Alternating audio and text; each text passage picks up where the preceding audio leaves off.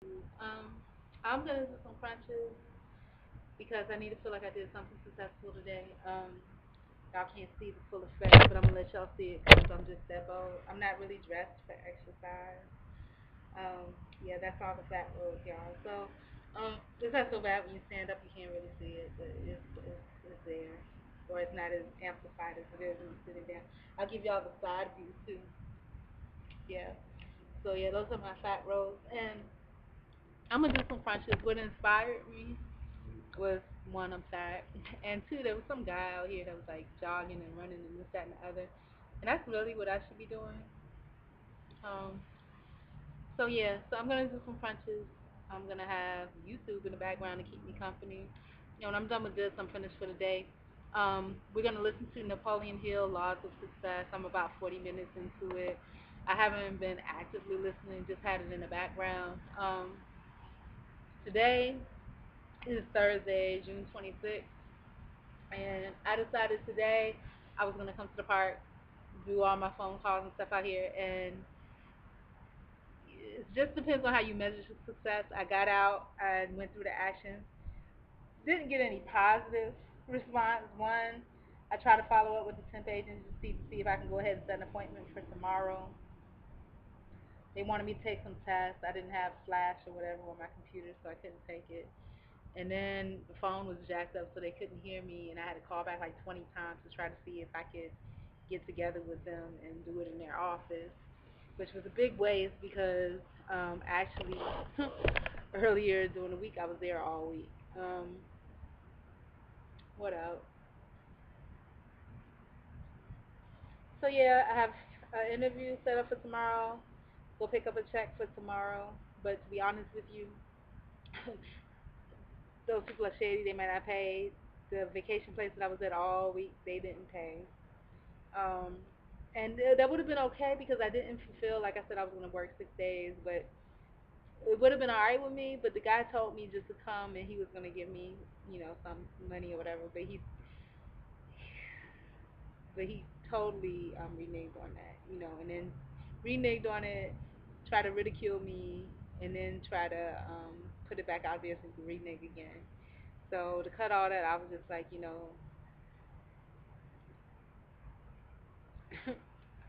just by 7 o'clock today, I need to know when I can pick it up tomorrow. If I don't hear from you by 7, that means I'm not gonna get it. Your word is your word. Period. So that's what that is. And then that was the agency that was at. And then I know the third thing tomorrow. But the good news is that I do have an interview in the morning. The guy seems really nice. I'm gonna do that, and hopefully, he'll be able to advance me a little something because I need to pay a couple of things. So, we'll see how it works. I know it'll all work out in the end. This is just God's process of me being the rat in the maze and Him leading me to the cheese. So, just showing me different ways to get there. So that's what I'm gonna do. We're gonna listen to Napoleon Hill, the success, lots of success, and I'm gonna do my crunches, and y'all are gonna watch me. That's it.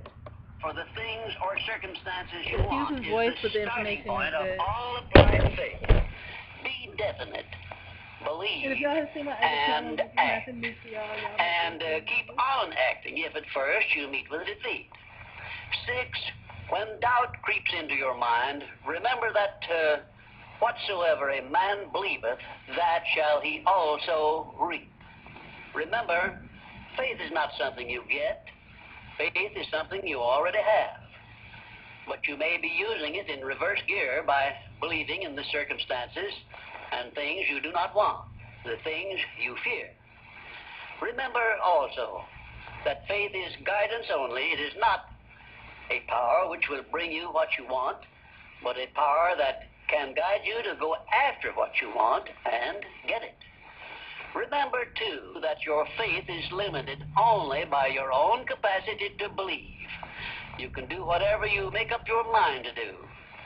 I believed I could give the world a practical philosophy of success which would free men and women from their fears and limitations.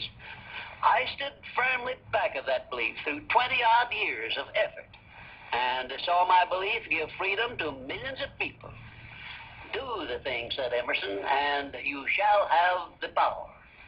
May I paraphrase this great truth by saying, believe and you shall receive. And now, until our next visit, will you please remember that your life is exactly what you make it by your own mental attitude.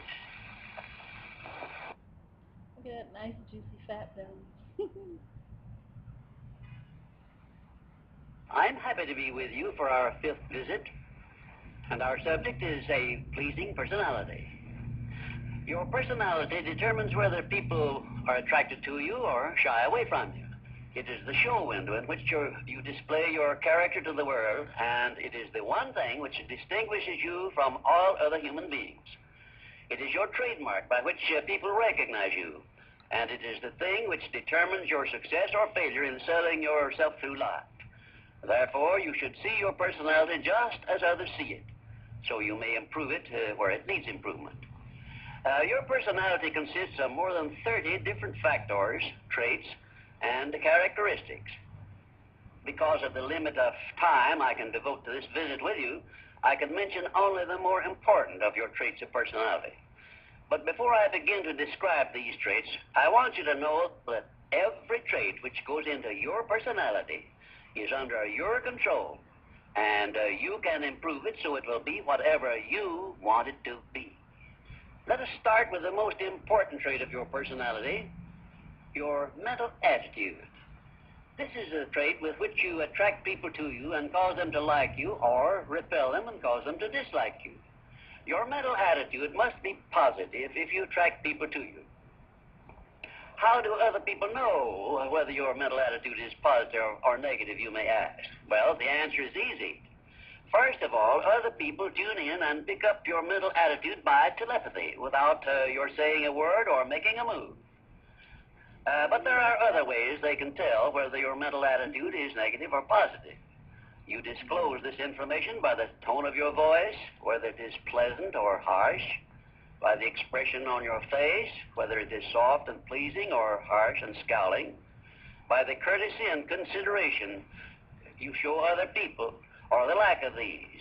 So you see, there is no escape from revealing to others the exact nature of your personality.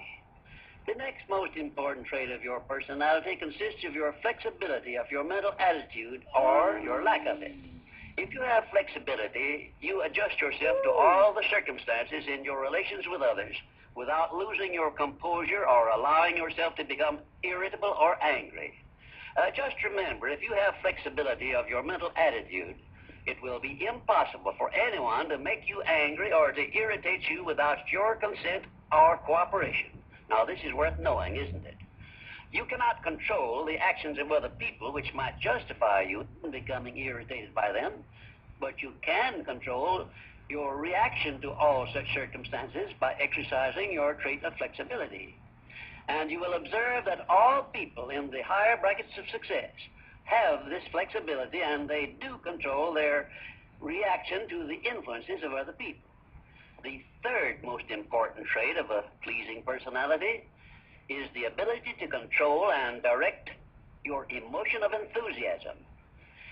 Enthusiasm is one of the means by which you can give forcefulness to your words, but you must be able to turn it on and off at will as definitely as you can turn on and off water at the spigot. Uncontrolled enthusiasm often makes people boresome.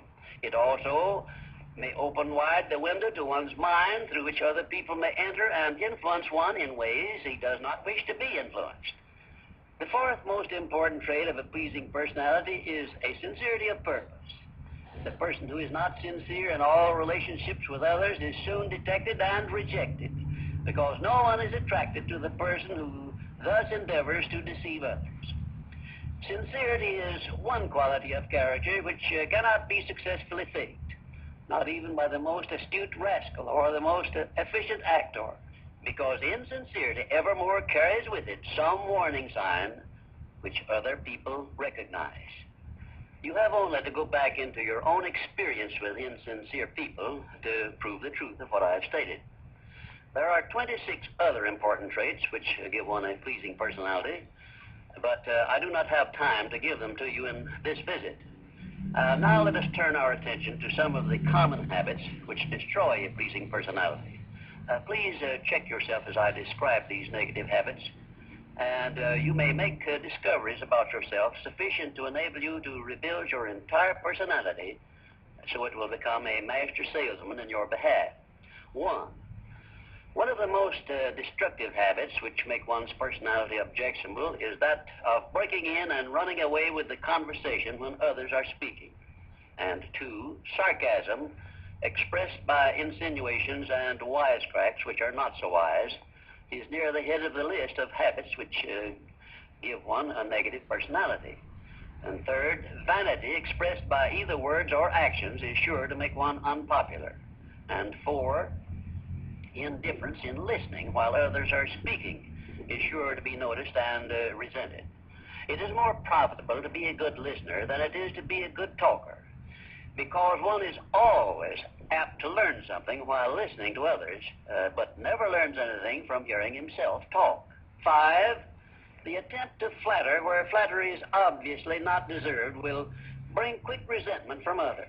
Also, it will put them on notice, if they are wise, that the flatterer wants something he perhaps should not get. And 6, the habit of finding fault with the world at large and people in general is never a popular habit, and it is no part of a pleasing personality. It is far better to direct conversation to the circumstances and things which are right than to complain of those which one believes to be wrong. And 7, one of the very worst habits which destroy a pleasing personality is that of openly and directly challenging those with whom one may not agree, where there is no obvious reason for doing so except the desire to be on the opposite side. And 8, the habit of volunteering unsolicited advice to others who have not requested it can make one an intolerable bore. Free advice usually is considered to be worth just what it costs, which is nothing but the patience with which to listen to it.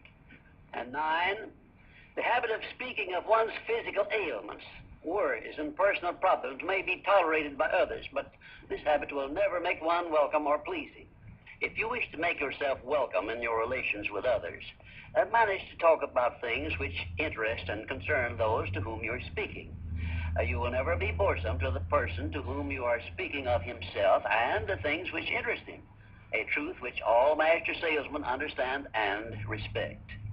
And 10, the habit of endeavoring to convey an impression of superiority through the use of words and topics unfamiliar to others is a surefire destroyer of popularity.